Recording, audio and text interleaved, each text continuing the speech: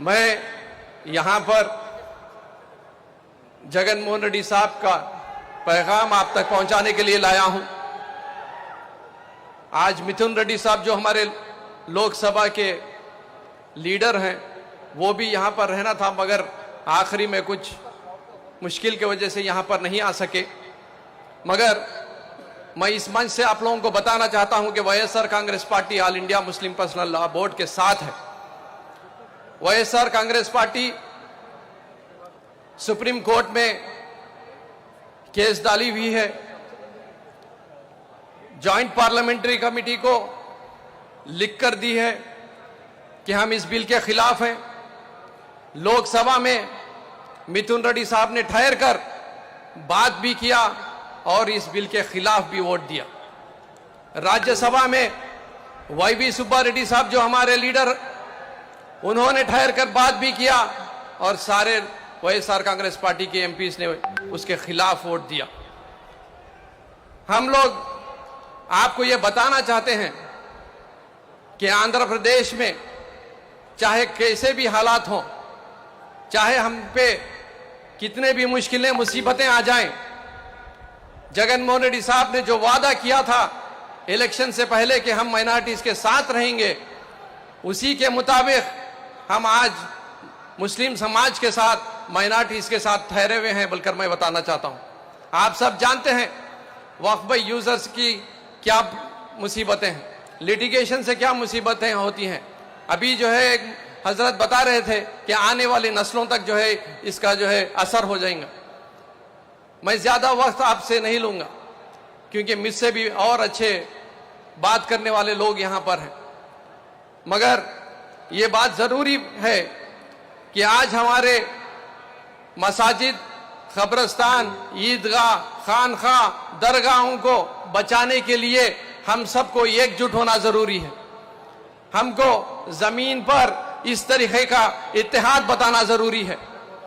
Supreme court में लड़ना भी जरूरी है, मगर डेमोक्रेटिक प्रोसेस में जो हमको हक और हुकूक हैं, उसके दायरे के अंदर चाहे कोई भी मीटिंग बुलाई जाए, all India Muslim personal law board की तरफ से हम लोगों को इत्तेहाद का इसी तरीके से सामने आकर उनको जो है ताकतवर बनाना है। मैं आप लोगों को बताना चाहता हूं कि इस बिल के बारे में चाहे कितनी भी देर बात करें उतनी कम होगी, मगर आप सब जानते हैं कि ये बिल बिल्कुल गलत है, सिर्फ मुसलमानों के साथ डिस्क्रिमिनेटरी है। और ये आप जानते हैं कि कॉन्स्टिट्यूशनल राइट्स जो हमारे को दिए गए हैं, फंडामेंटल राइट्स जो हमको दिए गए हैं, उसके खिलाफ इस एक्ट को लाया गया है। और आप जानते हैं कि आर्टिकल्स 13, 14, 15, 21, 25, 26, 29, 30 एंड 300 के खिलाफ इस एक्ट को लाया गया है। सारे पार्लियामेंट के जो मुस्लिम एमपीज हैं इस बिल के खिलाफ थे, सारे अपोजिशन पार्टीज के एमपीज इस बिल के खिलाफ थे। मगर अफसोस कि जो 40 साल से जो सियासत कर रहे हैं आंध्र प्रदेश में और बिहार में, चंद्रबाबू नायडू साहब और नीतीश कुमार साहब को यह बात समझ में नहीं है। इलेक्शन के सामने चंद्रबाबू नायडू साहब एनडीए के साथ रहने के बावजूद उन्होंने वहां के आंध्र प्रदेश के मुसलमानों से वादा किया था कि हम जो है चाहे कोई भी कानून जो मुसलमानों के खिलाफ लाया जाएगा उसको रोकने के साथ साथ आप हमारे साथ ठहरे रहेंगे। मैं इस मंच से मैं सीधा सीधा पूछना चाहता हूं चंद्रबाबू नायडू साहब से और नीतीश कुमार साहब से, कश्मीर से लेकर कन्याकुमारी तक का मुसलमान आज आपको हमारे साथ देखना चाहता था, मगर अफसोस आप जो है बीजेपी के साथ जाकर ठहरे हैं, बोलकर मैं आपको बताना चाहता हूं। मैं आपको बताना चाहता हूं कि हमने लोकसभा में, राज्यसभा में वोट डाला, मगर तेलुगु देशम पार्टी का आईटी सेल हमारे ऊपर जो है कीचड़ फेंकता कि हम राज्यसभा में वोट नहीं डाले। ये तो ऐसा हो गया कि झूठा झूठ बोला तो सच्चा रो रो के मरा, वैसी बात हो गई। मगर तेलुगु देशम पार्टी को और बिहार में नीतीश कुमार साहब को भी जरूर मुसलमान भाई और हिंदू भाई, सेक्युलर भाई, जितने जो है सेक्युलर सोच रखते हैं, चाहे वो ईसाई सिख भाई हैं, वो सारे के सारे जो है इनको आने वाले दिनों में बचा चकाएंगे।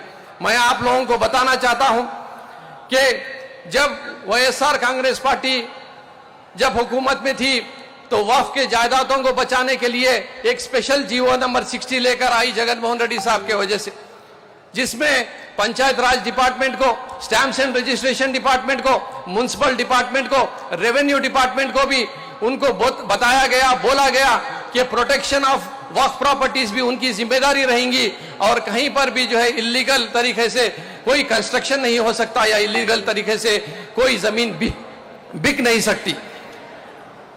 ये जो है हमारा स्टैंड है, हमारा स्टैंड बहुत क्लियर है।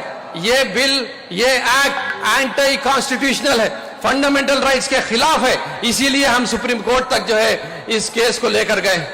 मैं सलाम करना चाहता हूं, मैं शुक्रिया अदा करना चाहता हूं जो मेरे हिंदू एमपीज ने, सिख एमपीज ने, ईसाई एमपीज ने जो हम मुसलमानों के लिए पार्लियामेंट के, लोकसभा में, राज्यसभा में हमारे मुसलमान एमपीओं के साथ जो साथ दिया है, मैं उन सब का भी शुक्रिया अदा करता हूं। मैं शुक्रिया अदा करता हूं वो सारे लीडिंग एडवोकेट्स का जो ये मुसलमानों के तरफ से जो हिंदू एडवोकेट्स हैं जो आज हमारे साथ ठहर कर लड़ रहे हैं।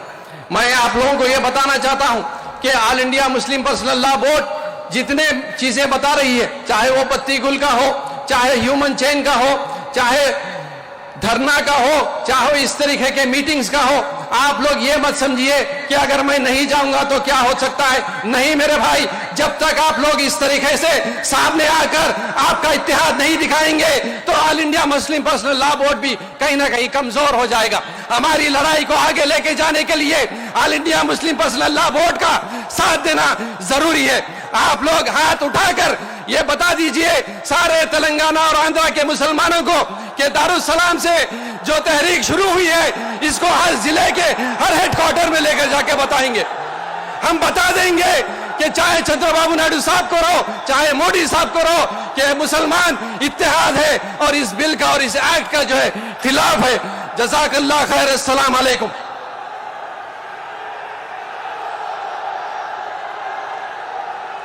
अगर उमर भाई आपकी इजाजत है तो एक छोटा सा शेर बोलते निकल जाऊं। वसीम बरेलवी साहब का शेर है, उसूलों पर जहां आंच आए, उसूलों पर जहां आंच आए टकराना जरूरी है। जो जिंदा हो तो फिर जिंदा नजर आना जरूरी है। ये है तो सबके लिए हो, ये है तो सबके लिए हो, ये जिद हमारी है। इस एक बात पे दुनिया से जंग जारी है। मैं खतरा होके भी तूफान से जंग लेता हूं। मैं खतरा होके भी तूफान से जंग लेता हूं। मुझे बचाना समंदर की जिम्मेदारी है। यह इस तहरीक के नाम है। अस्सलाम वालेकुम व रहमतुल्लाहि व बरकातुहू।